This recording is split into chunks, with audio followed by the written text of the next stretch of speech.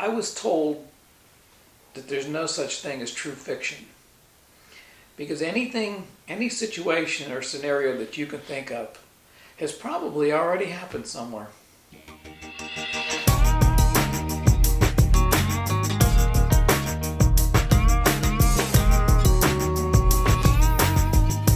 Well, in August of 2008, I was in a motorcycle accident. I had a truck pulled left to center in front of me. I started to lay the motorcycle down. The motorcycle went forward down the road, and I went left. And but we avoided the accident for the most part. And like I said, everybody was very helpful that had witnessed it all. There were a lot of witnesses. We were in a great deal of pain physically. And my wife had a torn meniscus, and there was just, we had a lot of road rash. And in the book there are some photos of some of the physical, the broken blood vessels, and I broke a thumb. And then I started having nightmares reliving the accident. Different points in the accident. With the motorcycle going down, I would wake up in the middle of the night in cold sweats. Just getting up, pushing myself up off the pavement when I came to a stop and at a rest, I was resting face down, looking at the double yellow line in the road. And I woke up to that point, just various points throughout the whole thing, even the ride home it was after the accident. And I'm sleeping one night, and then here at 3 o'clock in the morning, I'm just wide awake, realizing evidently that, we're in an accident. I was just reliving the whole situation, that whole, I guess you could say, traumatic experience. And then after a thorough evaluation, I was a candidate for therapy and EMDR treatment. And it was a plus. I was even skeptical on what was involved with EMDR, because it was just so new, and I had talked to other people and they hadn't heard of anything about it. And so, but no, I am a firm believer it does work.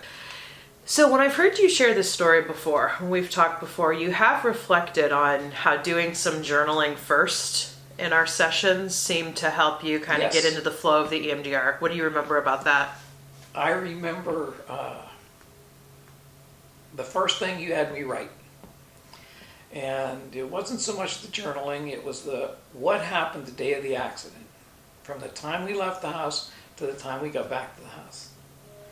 And that, I enjoyed that. And that was the first chapter of the first book, Every Biker's Worst Nightmare. And so a lot of the stuff that is in the book were things that came out of the journal. And the book can be kind of rough at times, and it is harsh. But when you read it, you see the pain we were going through. That's where Jamie asked me. She asked me a question I'll never forget, because I just got a lump in my throat. She asked me, "Did you ever think about writing fiction?" And I just held my breath. I said, "No." And I sat for, I don't know, it was weeks trying to figure out how do I even start, And I think we got off to a pretty good start. We basically used the situation of the accident and a totally fictional character, which is Nemesis, the goddess of retribution, or god of retribution. That comes up later. He explains himself. Everybody was told that Nemesis was the goddess of retribution, and Nemesis says, well, not everything you read is true, because I'm not a woman, Anyway, just like Santa Claus. Everybody says, well, Santa Claus is a man. Well, maybe not. Just what we've been led to believe for so many years. Yeah, there'll be 7 books, and 6 of them are already written, and 5 of them are already copyrighted. So it's just kind of, how about a new happy place? Mm-hmm. You know, that would be the best thing to, I just enjoy it. I got a phone call one day, and they asked, who is this Michael C. Goskie? And it was Captain Bundy. He started the Fallen Soldiers Project, and he asked me, who was that? And I said, well, that was my father's brother, you know, and he died in World War II. And he says, do you have any information on him?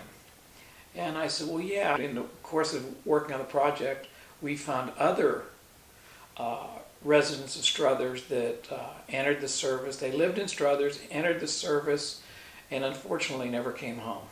So what our goal of this Fallen Soldiers Project was to tell their stories. Every story touches you. The Fallen Soldiers Project, we earned enough money in about 2.5 years. We have a monument, 3 granite stones with all these soldiers' names on it. And it's just, it's wonderful to see it. Well, you know what? If you could sign your name in cursive, you can write. Okay, that's a start. And write what you know about, no matter what it is. The easiest thing, whatever you know, I don't know, if you know gardening, write about gardening. If you music, write about music. You know, you don't have to write music. Write about a specific artist that you enjoy. You just put your thoughts down about it. Journal about it. You know, your adventures. Anything, a day trip that you took. Just take a pad and pencil and start when you're having coffee before you leave in the morning, and every once in a while on your trip, just go ahead and jot a few thoughts down. That's basically, that was the first story. God, I love this place. I created the characters probably a part of me. Somebody said that it sounds like a metaphor for my life.